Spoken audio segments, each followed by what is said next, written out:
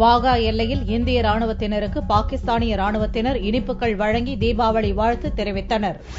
இந்துக்களின் முக்கிய பண்டிகையான தீபாவளி நாடு முழுவதும் வெகு உற்சாகத்துடன் கொண்டாடப்பட்டது. அதே உற்சவம் பஞ்சாப் மாநிலம் வாகா எல்லையிலும் ஞாயிறன்று நிலவியது.